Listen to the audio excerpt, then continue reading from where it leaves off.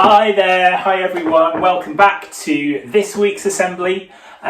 We've been thinking about stories in the Bible that show and model the example of service, what it means to serve and be a servant. Last week we thought about Jesus as the servant king when he was washing his disciples' feet.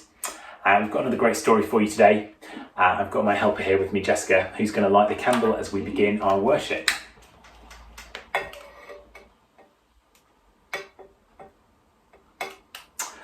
God, help us today to think about your love for us and how we can show your love in really practical ways to those around us, how we can be a servant.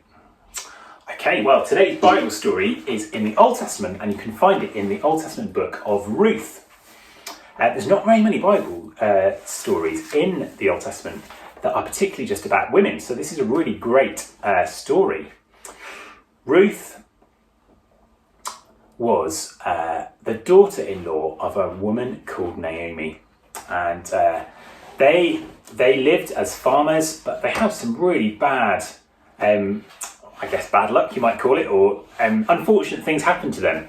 So their crops all failed, and then Naomi's husband died, and Naomi's sons, who Ruth was married to, they died.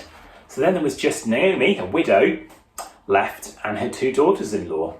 And she sent the daughter-in-laws back to their family and said, look, you need to go and remarry, you need to look after yourselves and your family. And one of them did with Naomi's blessing. But Ruth said, no, I'm going to stick with you. I don't want to leave you on your own. You're a widow. You don't have any property. You don't have anyone to look after you. You don't have any way of feeding yourself. I can't leave you on your own. I'm going to stick with you. And Ruth said to Naomi, please don't tell me to leave and return home. I will go wherever you go. I will live where you live. Your people will be my people. Your God will be my God. Well, I wonder how you would have felt to be told by Ruth that she was going to stick with you no matter what. She was going to look after you and serve you. And she did just that. Well, one day they went out to found a field, and there were workers in the field, and they were picking the grains of harvest. Jessica's going to explain a little bit more about what happened and how we're going to get into the story. So Ruth had to pick up the leftover barley at the sides of the field that were dropped by the men harvesting the fields to feed herself and Naomi. And we're going to play a game to help you understand this. So I'm going to try and catch all the leftover barley at the sides of the field and collect it in this bowl. So you could do this at home or in school. Get your teacher's permission if you're watching this in school. Just find some things. We're going to use some pasta because we haven't got any barley. But you can think about what creative things have you got, and then some kind of bowl. And we're just going to see how easy is it to catch the leftovers in the story. So you ready? You ready?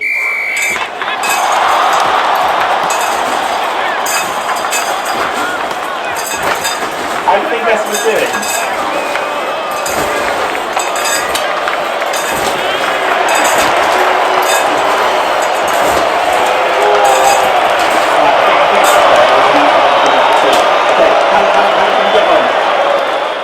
How did you get on? Oh, not bad, not bad. There you go. I don't know if you can see, but our sofa is covered in and pasta. So is that carpet. So if you're doing this at home, get your parents' permission. Yes, and we will clear it all up. We will make sure that no food or pasta. Do you fancy spaghetti bolognese? Maybe.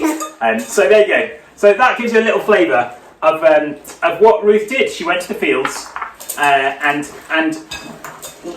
was able to collect enough leftover food from what had been picked but hadn't been collected.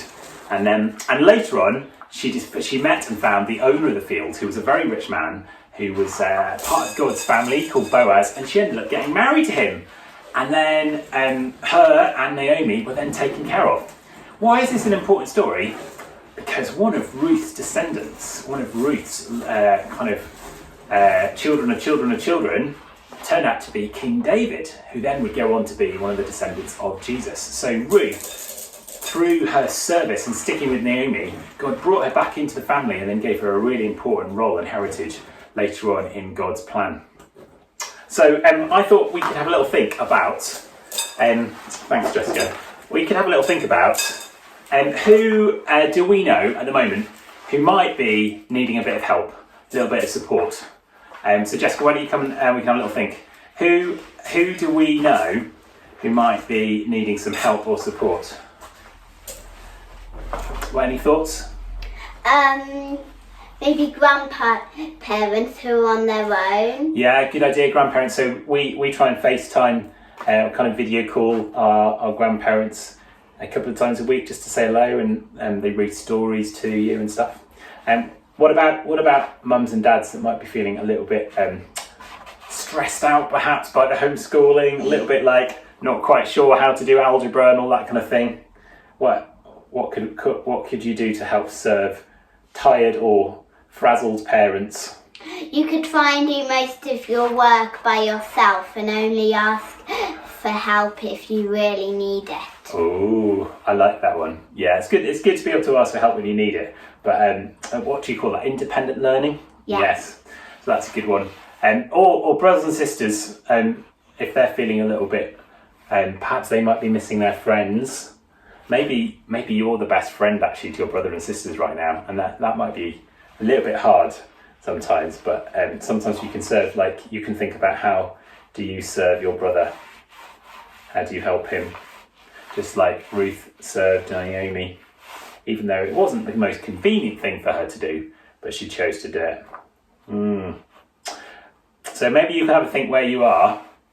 Who could you be a Ruth to in your family, in your friendship over these current weeks? Who could you help serve? And it might be going and kind of doing something really practical, like finding some leftover pasta, cooking up a nice pasta bolognese or something like that, or something else. I'm sure you've got lots of ideas. Do let us know. You can put it in the comments if you want. Jessica's got a prayer for us to finish.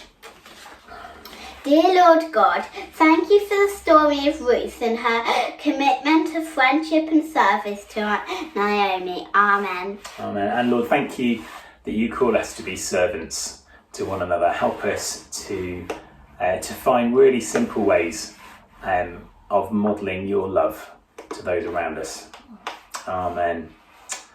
Now, if you've got any suggestions, Jessica, for a worship song, and after this I would invite you to go and choose a worship song that you would normally sing in church or one of our assemblies. But have you got any suggestions that might fit today's theme? You Forgive Me. You Forgive Me, good one. Also, Give It Away, that could be a good one. But you go and pick one that works for you. All right, thank you for joining us today, and we will see you all again soon. Bye.